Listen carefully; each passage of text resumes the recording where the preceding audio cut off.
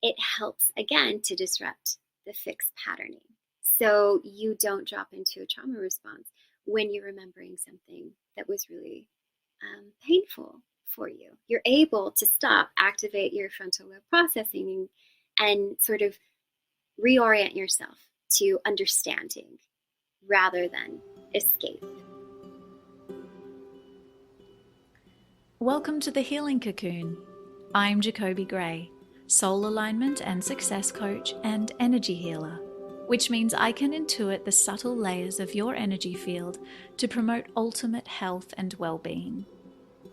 My goal for this podcast is to shed light on the healing journey itself and help you feel more supported as you embark on the process of unpacking your past to consciously create your present and start living the life of your dreams.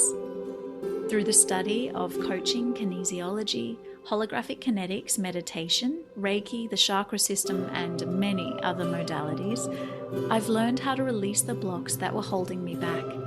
Now I'd love to help you do the same. By embarking on your own self-healing process, you'll see the world transforming around you in ways you never thought possible.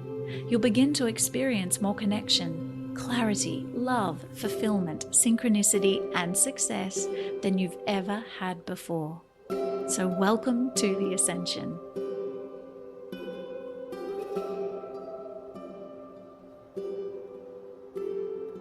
Hello, beautiful humans, and welcome back to another episode of the Healing Cocoon podcast. Today we're speaking with my dear friend Stephanie Kuehn, who I met in 2019 at a writers group we were both part of, and since we both had a passion for healing and screenwriting in equal parts, we became fast friends. To me, the process of storytelling has always been a tool to deepen my understanding of the human condition. And absolutely, if I hadn't studied acting at university, I would have studied psychology. Well, my beautiful friend did take that path, and she holds a Bachelor of Arts in Human Behavior. She's currently completing a Master of Arts to PhD psychology program with the aim of becoming a licensed psychologist. Through this education, she's gained a deep understanding of the complexities of the human psyche and the most effective ways to support healing. In her practice, she utilizes techniques such as somatic experiencing and EMDR to help clients overcome trauma-induced disorders and find greater peace in their lives. She's also a certified microcurrent neurofeedback clinician. That is a mouthful, which means she has received specialized training in using microcurrent technology to help clients improve their brain function and reduce symptoms of a variety of conditions, including anxiety, depression, and ADHD. This is actually a non-invasive and painless treatment, which I have experienced myself, and it has been shown to be highly effective in helping people feel more balanced and in control of their lives. And we really deep dive into all of this during the interview. Stephanie also talks about how it all comes back to safety, essentially, creating the external safe space through a healing modality to integrate your trauma, which ultimately leads you to finding internal safety as you free your emotional blocks and you learn to trust yourself in the world again, which means then your entire world will become a safe place for you to exist in, because as within, so without. I hope you enjoy this chat as much as I enjoyed recording it. And if you do, please jump online, rate, subscribe, and review. This for me will come back to a question of identity because, my mom is Japanese. My dad is mostly Western European, and they come from two vastly different perspectives. And so growing up with so many cultural nuances in a predominantly white area, there was this feeling of not quite knowing who I was. I mean, I didn't speak Japanese, so I didn't quite fit in with the Japanese kids, and I, don't look white. And as we're coming into this cultural awakening now, I think that we're able to see that when there's a dominant society, those values will not always make sense to people that are from different cultural backgrounds or who are biracial. And so I was often just very confused and felt a little othered and didn't quite know where my place was. And um, then, of course, I think that there's some intergenerational trauma that comes into play um, because my grandparents met in the internment camps. So the Asian way of doing things is often just sort of put your head down and work. And in order to assimilate into American culture, they changed their names and they relinquished a lot of aspects of identity. And so, when I think about freedom and integration and being alive and feeling really good about yourself, it's really this nourishment of self-trust and connection, and that always felt quite elusive to me, and always something that I was looking for. So I really began to search for that. I think because I was in so much emotional pain in my youth. And it's not to say that there wasn't fun and joy and happiness, but there was also this feeling of disconnection, and ultimately that's what I craved. So uh, I began that pursuit, I think, at the initial start of my college experience when I moved to San Francisco, when I was so bad at college, because all I was craving was the love and the connection. So it was like relationships, and I didn't end up pursuing my degrees until later. My 20s was really wandering through who I wanted to be, who I actually am, and then looking for my tribe in a way. So that lack of identity, is that why you chose to study? Is it psychology that you have a BA in? Yes, yeah. Yeah, I mean, And so there was that desire? yeah, I think that there's this desire for understanding. It was also initially motivated by me feeling like, I didn't totally know what I wanted to do. But I knew that I wanted to get closer to myself. I knew that I wanted to get closer to understanding. And as I've gone through, there's so many different elements of um, of therapy through the Western framework that I think are incomplete. They're useful, but I believe in multimodality approaches and multimodality perspectives, and having all of those tools really connect more to identity for me than just that framework. And being on the, I suppose, the outside, like not feeling like you fit in either place or culture, puts you in the position of the observer. And so you're already, in a way, observing society from that perspective, that when we meditate, we're trying to get into that place where we're observing our own mind and our own thoughts. And at what point do you think you kind of were able to get into the space of actually observing your own behaviors so that you could then start to become like the master of your own destiny? Well, okay, so like this is what starts to speak to trauma and neurofeedback, right? So I think that we have to understand is that we all have trauma to a certain degree. And for me, and many other people, I think that certain elements of trauma begets more trauma. And so what happens to the brain when people experience trauma, for the most part, is that the frontal lobe functioning begins to diminish. And what activates is the limbic system. And so in my evolution, I think I became really hypervigilant, which is this byproduct of trauma, where, tiny things can push someone into fight, flight, freeze. And what's less commonly discussed is fawn. It's that people pleasing and the self abandonment that. Oh, wow. You know, I heard that term for the first time the other day and I was like, wait, fawn, what is that? I've never heard of that. Yeah. It's fight, flight, or freeze. Totally. I'm across those, but fawn, I had no idea. And it's really most common amongst women, right? Because, and there could be a biological imperative for that too, just in the physicality of our strength. Sometimes that's not going to be efficient to remove ourselves from scary situations. But the fawn is actually a very effective tool, that we sort of learn to survive. And so for me, being able to really ground or to find safety had to do with understanding my responses and my reactions to things that did not warrant those trauma responses, that fight, flight, freeze, or fawn. But I felt myself go into that quite often without understanding it. And so in that sense, that's where psychology becomes incredibly helpful.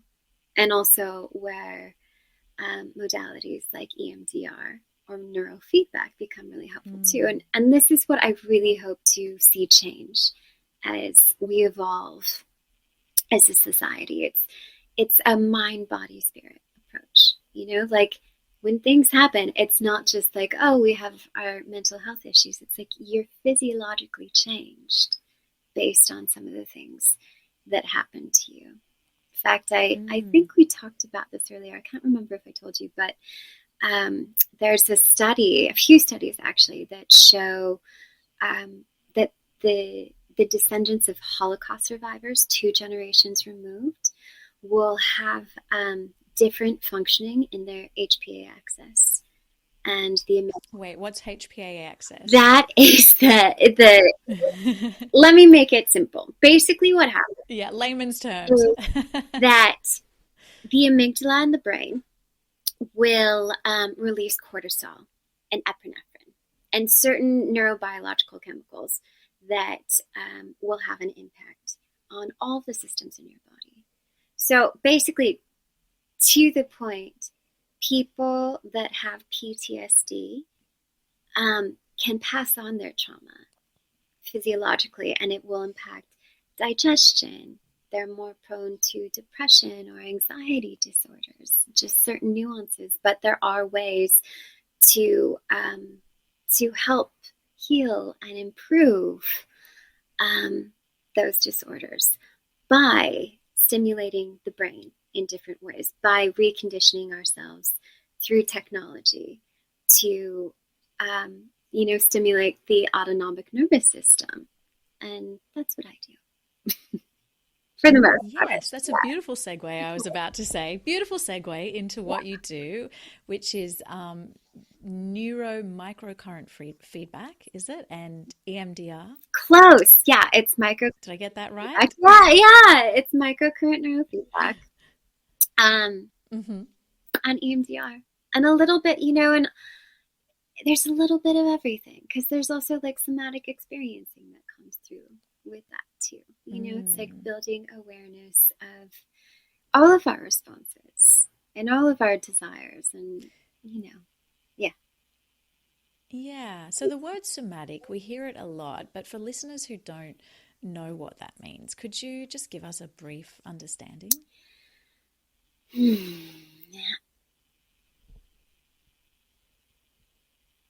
For me, it's how your emotions, your thoughts, your feelings express themselves in your body.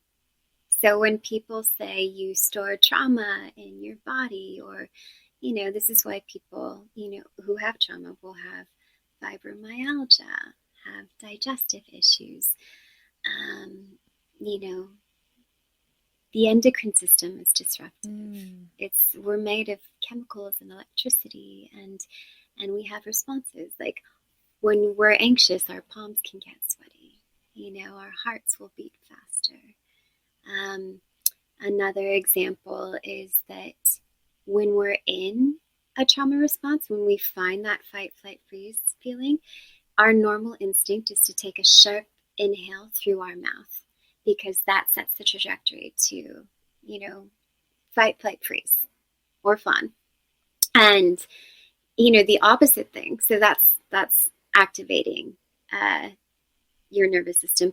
To downregulate your nervous system, you would just want to do the opposite. You want to extend your exhale, breathe in through the nose, control the breathing by activating the parasympathetic tone. Certain things like humming or hissing. That's why breath work is so powerful as we work through whatever our reactions and triggers are. So somatic therapy is working with things like the breath and becoming aware so that we can again start to disrupt that pattern that we've learned Exactly. between our mind and our body. Right. Or understanding what your body is trying to tell you.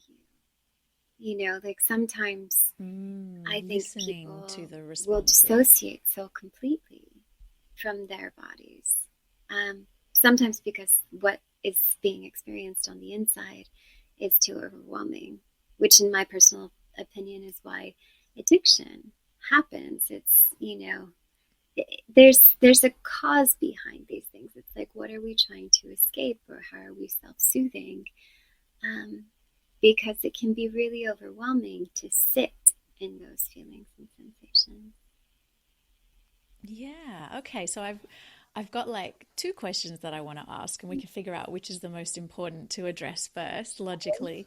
I guess the first one is I'd love to just know, what is the micro neurocurrent feedback and what is EMDR? But then my other question is, in terms of how those applications will help, what I think the two main I suppose, emotional responses that people who are in extended trauma experiences will ultimately reach, which is an anxiety state or a depressive state. And I know for me personally, I've always been prone to a depressive state, which has been quite inert and left me in a space of not being able to move forward sometimes. Whereas I know I have friends who move into high anxiety states, and that leaves them absolutely buzzing and puts them in a space of action. And I'm grateful that that's never been my space. But alternatively, the depression is a really unhappy place to live from as well. So I guess I want to know a little bit about how the tools that you use can help those two different spaces. Sure. Well, they really intersect, so that's perfect. So neurofeedback essentially helps you train the brain. And microneurofeedback helps you disentrain your brain from fixed patterning. So when we talk about neural networks and habits and patterns of behavior of someone that's locked into trauma responses, as I said before, our executive functioning, where we process problems, where we problem solve, that can be really hard for people. Sometimes it's really hard for people that are in depressive states. It's really hard for people that are in anxious states. And ultimately, the microcurrent neurofeedback helps to calm and achieve that downregulation because it's activating the autonomic nervous system. I'm trying to keep it simple too, because I don't want to go Yeah, I think it's working. Okay. I mean, ultimately, it sounds like the goal is to get into the autonomic nervous system. Yeah. Which is the rest and digest versus the fight or flight, Exactly. which is where all of those responses come from. Yeah. And so I know for me, living in extended sort of trauma state for most of my life, it took me a long time to let go and feel safe enough to rest inside my autonomic nervous system. Exactly. And now that I live inside that space, when I get jacked into my fight or flight, it's a real shock to me, but also I'm like, whoa, I remember when I lived in this space every single day. Yeah. Yeah. And that's the thing, you can't really heal, right? If you're noticing physiological issues, if you're sick, a lot of autoimmune disorders are common amongst people that suffer from trauma, you can't really heal when your body is being flooded with cortisol. So these are the things that when you're able to activate your nervous system, like you're saying, autonomic nervous system, you're able to rest, and that's sometimes really rare for people, is to just be able to sink into rest and calm and to feel safe. And in my experience, the microcurrent neurofeedback will help people feel that without having to do the heavy lifting, that's the mental heavy lifting that is done in EMDR, for example. So tell us about EMDR. What does that look like, a session of EMDR? It depends. And there's some misconceptions with EMDR too, because EMDR it's really a reprocessing of trauma. And so initially it was rapid eye movement reprocessing, but now it can be tapping. It's about activating both hemispheres of the brain. So, it's about creating bilateral stimulation, because studies have shown it's very evidence-based that it helps, again, to disrupt the fixed patterning. So you don't drop into a trauma response when you're remembering something that was really painful for you. You're able to stop, activate your frontal lobe processing, and sort of reorient yourself to understanding rather than escape. And I suppose, the EMDR it's a part of therapy, but it's also, all of this is relational, right? Like, if you force yourself to re-experience a trauma, but you're not necessarily ready to re-experience that or to build a different relationship or understanding to that, it can be really overwhelming. So all of these modalities should, in my opinion, be used together. Like, one of the things I want to see in the world are treatment centers that have EMDR, somatic experiencing, neurofeedback, help people with mindfulness and a spiritual practice, acupuncture, massage, art therapy, because everybody has a different relationship to themselves and a different relationship to their creativity and their trauma. And I really think that at the end of the day, healing is a dance.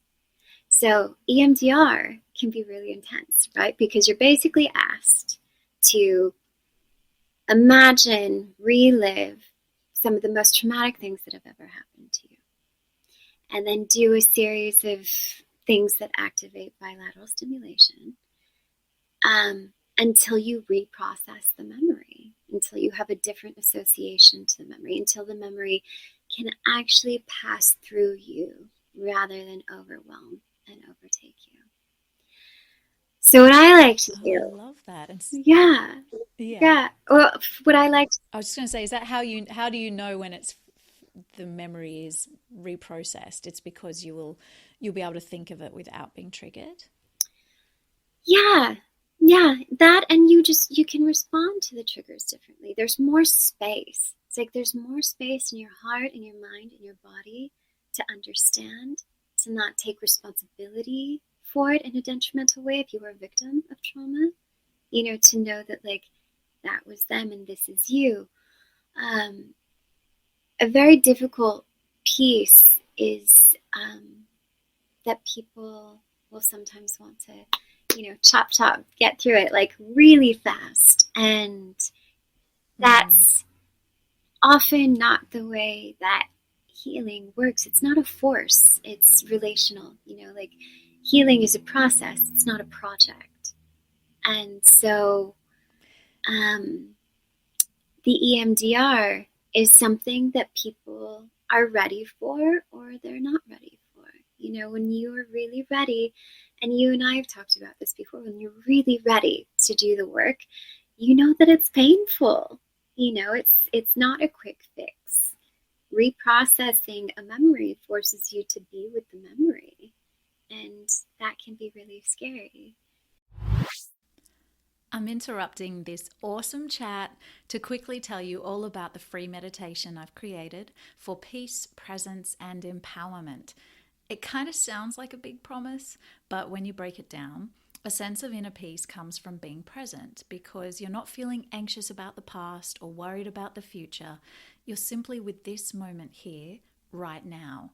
And empowerment is also a byproduct of presence because what's the one similarity you notice about the people in your life who have the confidence to ask for what they need and want, not in a pushy or narcissistic way, but in a way that feels genuine, clear, and unattached to the outcome of their ask, which ultimately then makes you more receptive to fulfilling their needs and wants. That's true empowerment. And that one similarity that all those people have in common is presence. So, this meditation is designed to give you a repeatable experience of presence so that you can begin integrating those feelings of peace and empowerment into your everyday life.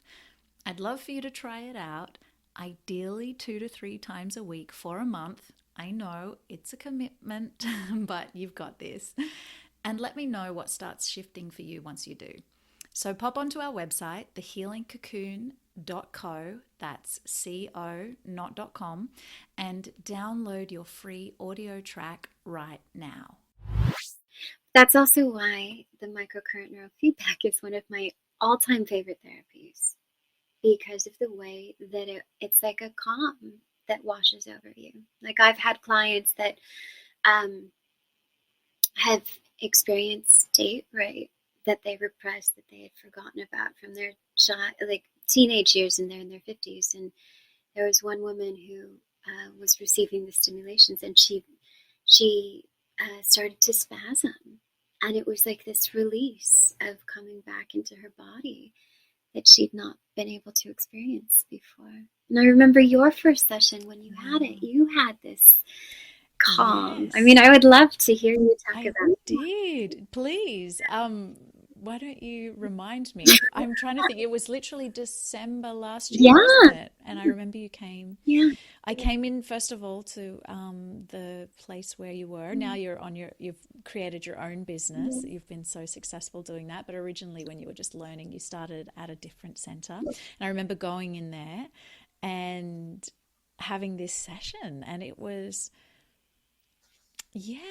I felt like, because I always go into these things, like I'm pretty hardcore when I'm ready for something to change. I'm very determined and I run at it. I remember you were like, so I knew I was going in there. Yeah. You wanted to. I was like, give it to me. The highest level to it. So I did. I was like, bring it. But what was interesting is I think we had 3 sessions all up, and it definitely, while it calmed me, I think because I went in with the intention of I'm ready to clear certain things, it's like the calmness, but at the same time, the activation. And the way I know I personally heal and process big things is like I almost bring a situation that mirrors the original trauma into my life so that I can live through it consciously and make new decisions. Or a lot of the old emotions and things will really come up and I'll feel like I'm inside it again. But that is the process of releasing your trauma. But I remember it really, it brought things up. But like you said, then it moved things through. Yeah. And they were gone after that. I'm so happy to hear that. And I should say to add, and I can't believe I'm a little nervous, everybody. So I start to talk and then I go off into segues, but there is an auditory stimulation component. So with neurofeedback, there's typically either a visual or an auditory stimulation component with traditional neurofeedback. And then with microcurrent neurofeedback, there's a tiny vibrational auditory stimulation. And then we play music. And so those are the things that helps to disentrain from the fixed patterning, because it's also measuring and calculating your own brain activity. and putting those stimulations back in. Mm. So to activate the autonomic nervous system. And Jacoby's sort of like the ideal client in some ways, and I'm sure everybody feels this about you because you want to do the work and you're not going to repress the things that come up. And I think that that's the piece. It's like, if it's in there, you have to let it out. Like if it's the tearing or if it's the exhaustion, and there's this inherent wisdom, I think, that we have. And our bodies are really telling us what we need sometimes. And you would let those things out, or you would take a little neuro nap after session. And that was always really inspiring. It's like you're not afraid to confront the things. And this is something my boyfriend said the other day that I loved. It's like, welcome rejection, because the faster you feel it, the faster you can let it go and move on. And for me, it's the same with healing. It's like, let's not deny ourselves the truth, because the truth is ultimately what unlocks and helps to settle the body, like the crying that can come from these things, the sharing, like the weight of a secret. There's nothing like that can crush someone's spirit. So all of these tools, all of these modalities are just like, how do we integrate? How do we individuate? How do we live the life that we're really meant to be living? And that's really accessible to everybody. So for me, when, you were asking about this, it's like, yeah, I would love to talk about these things. And then I'm like, and the future is policy change. Like, I want to make these accessible to everybody, because they should be, and they're needed, because, the traditional model of Western therapy it needs more. It's great, but also therapy needs to be colonized in a certain way to integrate other cultural perspectives, which are actually quite helpful. And now I'm going to sip it and...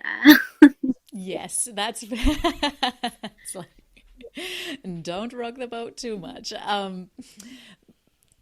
So in terms then, looping all of this great juicy stuff back around to my question about the two different sort of main pathways people tend to go, whether it's depression or anxiety.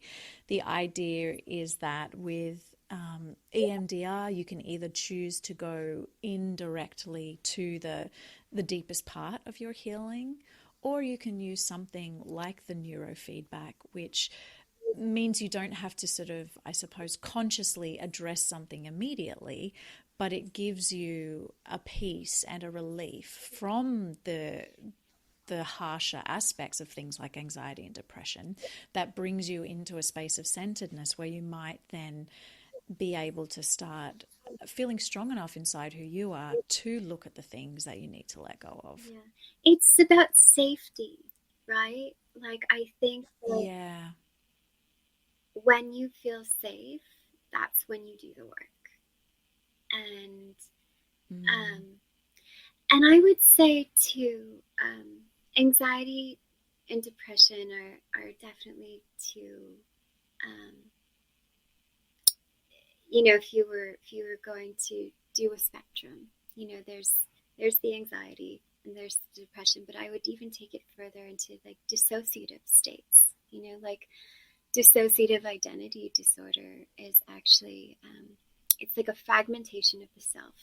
When something happens and people are not able to hold it, it's not just like this sinking into depression. It's actually like, I'm going to let different parts of myself take responsibility and hold certain memories so that other parts can be free.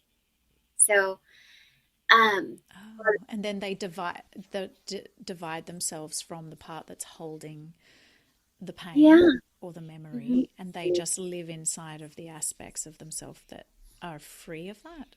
Yeah, so I have a client whom I love. She's one of my favorite people, and she had significant medical trauma when she was young.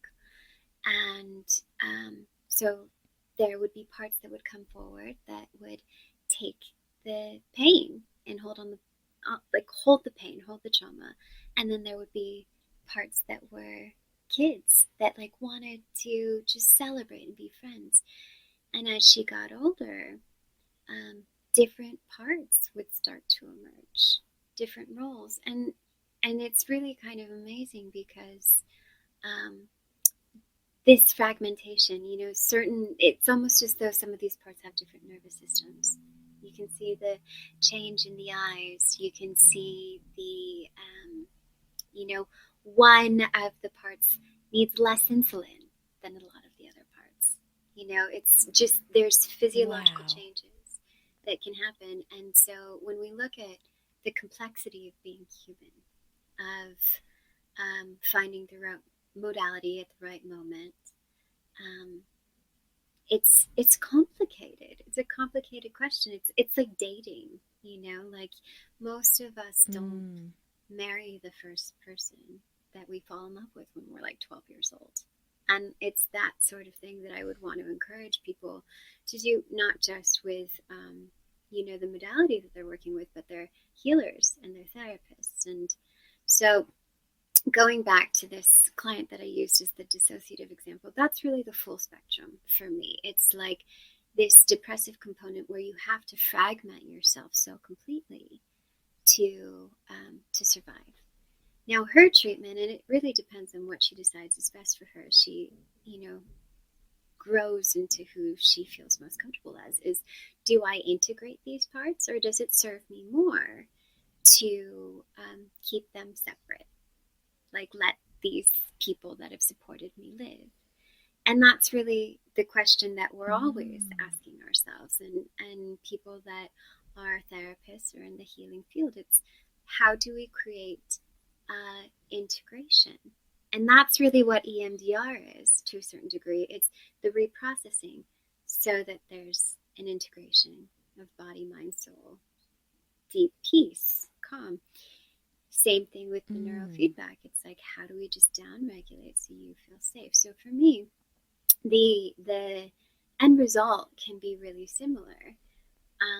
And it also doesn't work for a lot of people. And that's why, there's so many different types of EMDR. There's like the rapid eye movement reprocessing, which can be way too much. That's why like the tapping is much more gentle, and how you rework those memories it's a dance. There's a framework, but it's different for each person. And then similar to the bandwidth, like as an example, when people are in those highly anxious states, they'll be in high beta, right? And they'll basically like, I need to fight, run, get out of here. When it's dissociative, as you're talking about, it can be so disembodied, it can be so disconnected that you can drop down into like delta deep sleep brainwaves sometimes, like catatonia. Wow. Like that's... Okay, so that's how people are trying to literally numb themselves. Yeah, and by separating so far from themselves that they can stay in a space of calmness. It's like a drug almost. Yeah. Well, and it's interesting because that's also, a lot of ketamine clinics are popping up, and that's essentially what it can do too. It's like, depending on your dosage, it can drop you down into those lower brain waves so that people are not feeling or experiencing so much anxiety all the time. Right. So once you have the experience once, so how does this start to shift anxiety? Because once you have, let's say you do all these things and you go into a space and you have your first real experience of peace, from that point on, is it that, as with any new information you receive, you can't unknow it. You can try to fight it and ignore it, but at some point, if you don't want resistance and blockages in your life, you need to accept the new piece of information and move forward. So if you have finally had this experience of deep rest, is it that then your body has a new knowing, and so you can start to learn how to come back to that and spend more and more time in that space? Is that how you counteract the anxiety, or is it I'm just wondering if once someone has this experience once, is it like the fix, or is it something that once their body has touched, it becomes part of their understanding of who they could be? And so from that point on, they're constantly, or there's a desire, like with opium, even that you want to seek that space again now that you've found it. And so you continue to want to do the things that will take you back to the space.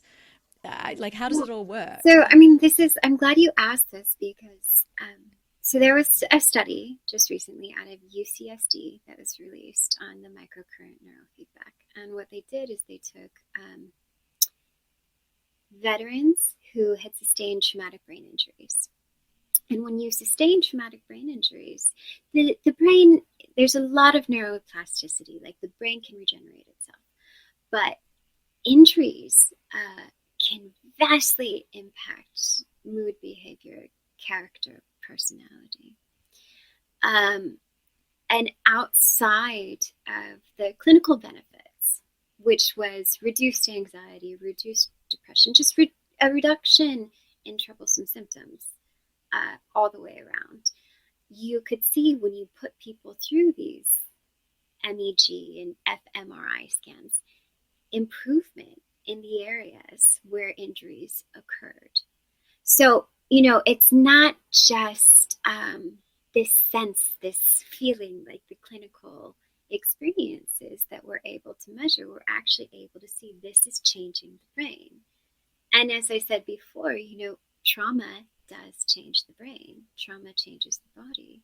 So if you're able to create an opportunity for regeneration, which is what this is leading to, we are still just learning about the implications of that, right? And so, but from this therapeutic framework too, depending on why someone is seeing me for neurofeedback or EMDR, my answer may change. It's sometimes, if it's a physical injury, that could potentially require less, than like an emotional pain of an abusive childhood or a sexual trauma.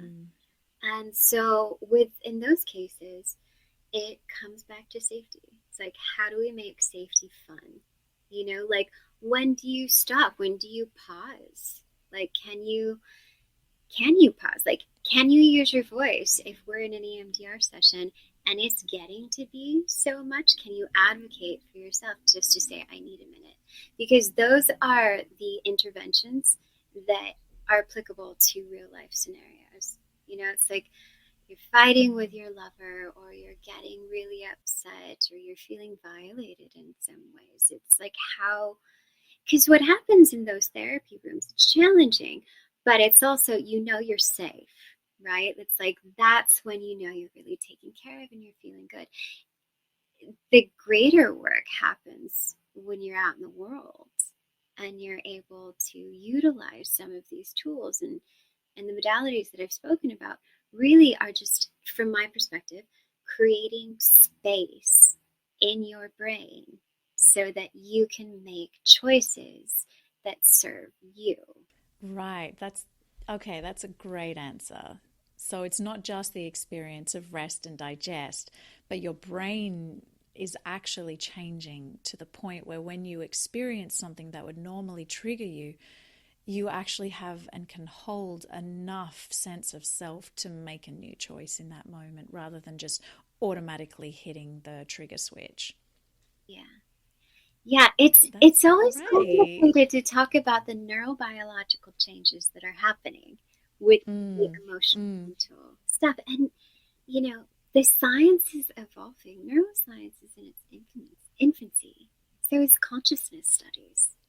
Like, I mm. was reading something the other day about the interdependency that exists in nature with certain trees. Like, some through their roots will offer more carbon monoxide when one needs it and like take it away. It's this dance, and everything's this is this dance, and figuring out what works for us as individuals. It's like spiritual beings in human bodies. Um, is really the gift that we're given in this life.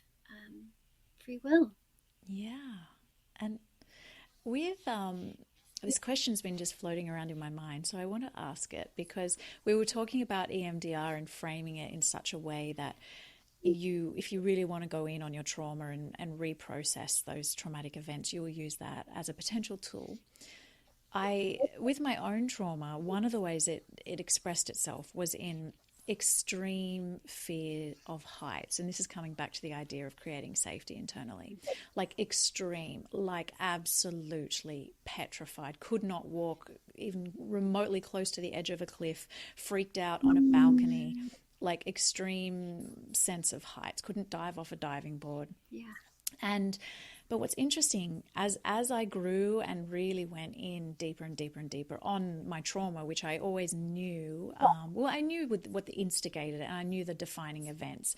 As time's worn on, I've started to discover the full impact on my brain of the lesser events surrounding that. But for the longest time, I held on to the main event, and that as I worked on that and created safety, my fear of heights completely disappeared to the point where I could walk up to the edge of a cliff now and just sit on the edge and dangle my legs over and look down and go, wow, it's a good day to die. But like not in a bad way, but just in a this is life. I'm living and I'm not afraid. Like this fear that would be inside me previously with heights is completely, absolutely gone.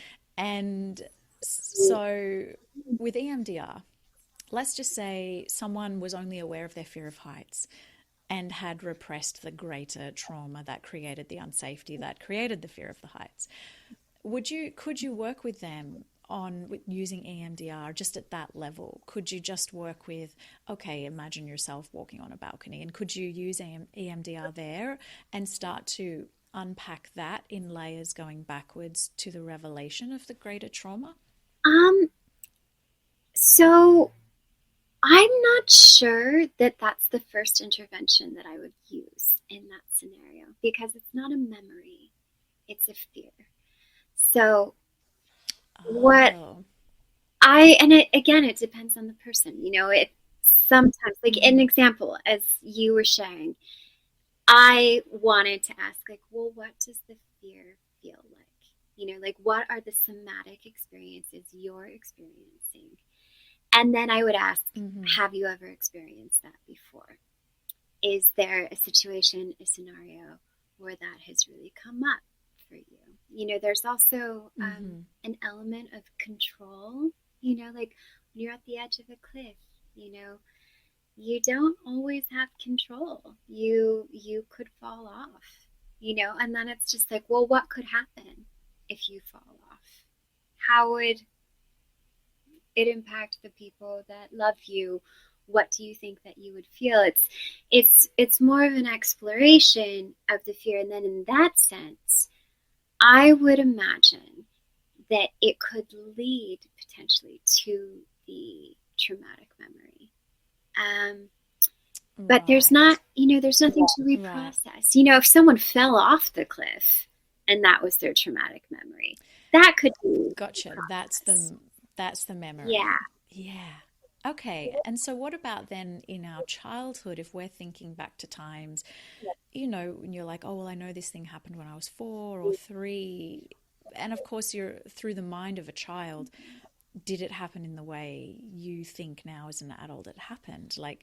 But can you work with EMDR to try to reprocess a memory that may or may not be true because your young mind is so young? Absolutely. Is it real or not, I guess? Yeah. And it's really important to do that in order to create understanding for it. It's in that sense, it can almost be like a memory retrieval. So that can help to, I had one client at the trauma center who, she knew something had happened to her. She was in her mid-20s by the time she was there. She had known something that had happened to her. And it created such an imbalance for her, such a fear, that she developed borderline personality disorder. And throughout the work, throughout the EMDR, and I didn't treat this. I had neurofeedback with this client, but somebody else was doing her EMDR. But through the EMDR, she was able to to figure out at what age the trauma had occurred, who the trauma had occurred with, and begin to reprocess some of those associations. And I saw an incredible transformation. And that all, I think, happened because she was able to finally understand her truth and understand what had happened to her. But she was also in an environment that was safe enough for her to really begin to do the work. She's an amazing person. She's doing so well. Never met anyone that just rapidly changed her life because of the work she was doing. But that shows you the power of this work, of the integration work. Mm-hmm.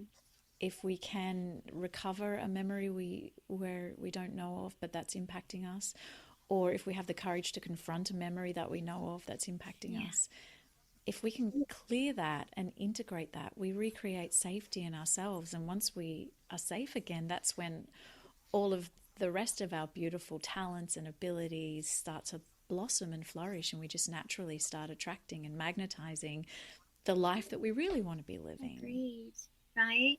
And if we can feel safer, we can take more, appropriate risks.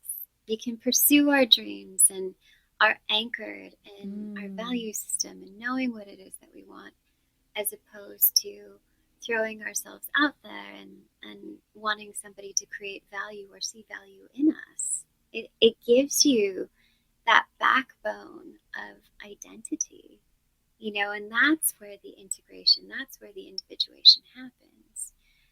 And for me, it really does come down to safety. When we're safe, when you can cry, when, you can be loved and cry and have someone who really sees you and understands you. I have you've done so much that for me, there's very few things that feel better than to just be held and to be loved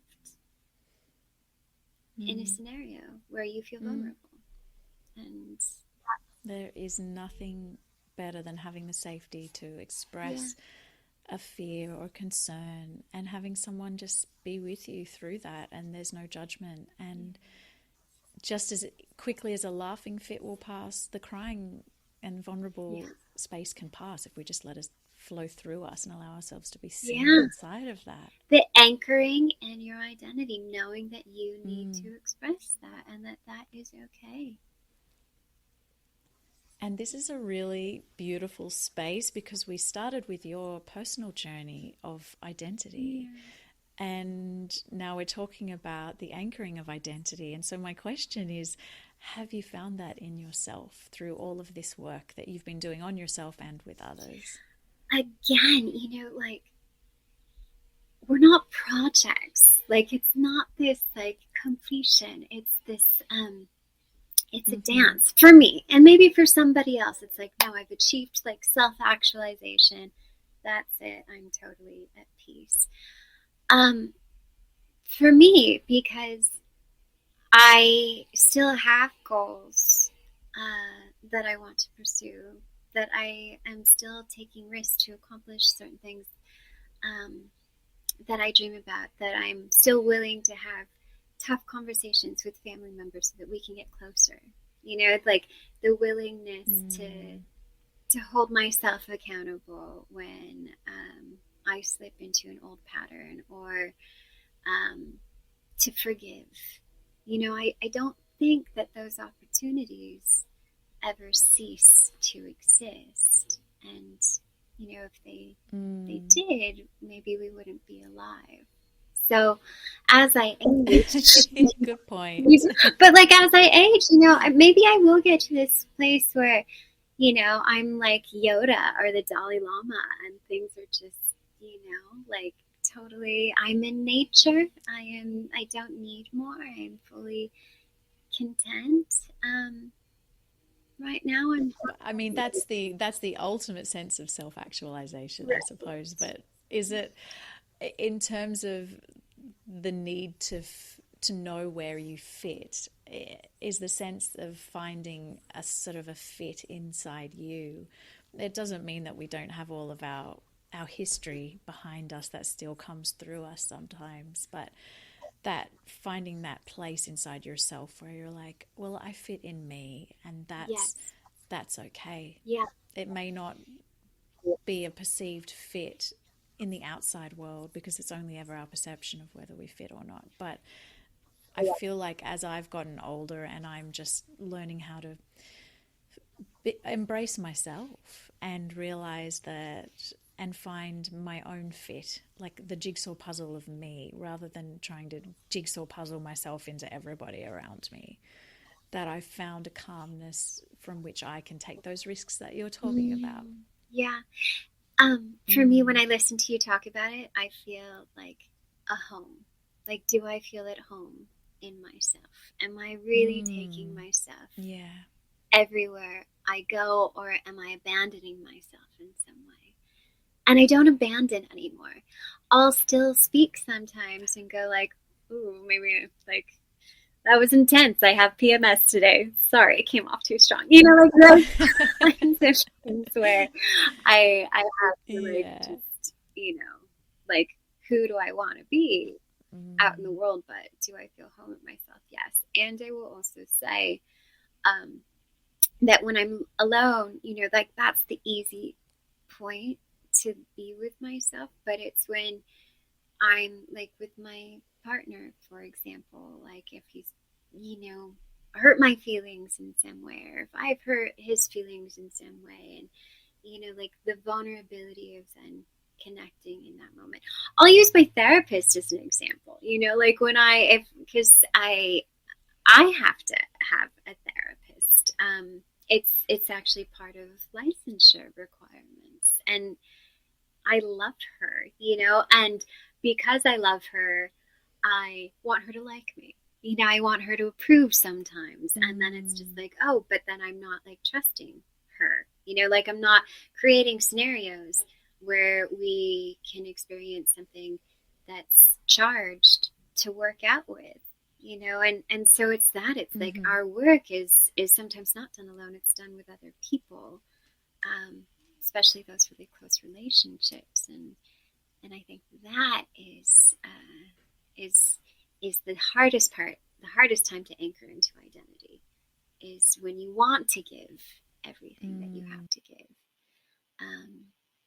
but then still stay with your values. The not abandoning of the self, like I love that term, because it's something I'm constantly on the lookout for with me. And I'm like, wait, am I abandoning myself to support and serve this other person, but at the cost of myself? And yeah, so I love that you said that, because that's definitely a place that I'm settling into now, learning how to not abandon myself and take myself with me everywhere I go. I like that idea of the home within me. Yeah. I love that you said that too. And it speaks, like, I think it's an issue that particularly speaks to like what all of my favorite women have in common, right? Like this, like, oh, I want to take care, I want to connect, and then like this feeling of like, but where did I go? And that sometimes I've been having my clients like schedule things for like schedule like I want to appreciate nature for 15 minutes. Like I want to take care of myself. Like I want to prioritize that as much as making money or paying my rent. The two modalities that you're currently working with, we will link your website and people can find you. Is this something that they need to work with you in person, or can it be done online? It can be done. Well, the neurofeedback obviously has to be done in person. The EMDR can be done. Just so people know, that's where you actually get like little suction caps attached to your head, and you get like little electric shocks. So it's a physical thing that needs to happen. By the way, you don't feel them.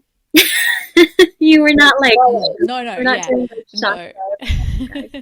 No, yes, yeah. So they're just like little EEG electrodes. It's very nice. I'll probably do a session on myself after this.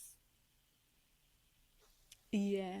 And so with also then the EMDR and the somatic and the more, I guess, psychological aspects of what you do, that people can schedule an online session with you. Is that a Yes, they possibility? can. They can schedule a free consultation. It'll be 15-20 minutes. And also, I'm a big believer in this.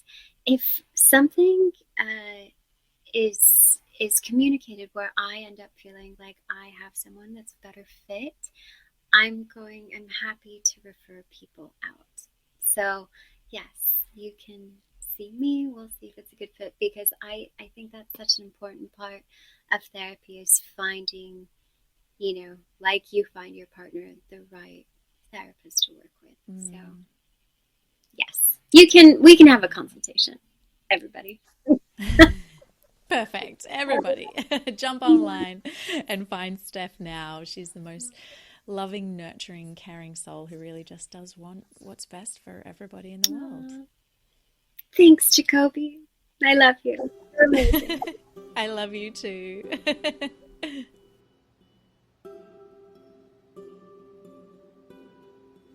I hope this episode has inspired you to keep going on what can sometimes be a tough road to inner peace and true happiness. If you want to dive deeper into what we talked about today, go to thehealingcocoon.co for show notes and all things personal growth. And don't forget, if you're loving The Healing Cocoon, then put that love into action and subscribe, rate and review on iTunes, Spotify, or wherever you download your podcasts. And until next time, my friends, let's rise and shine together.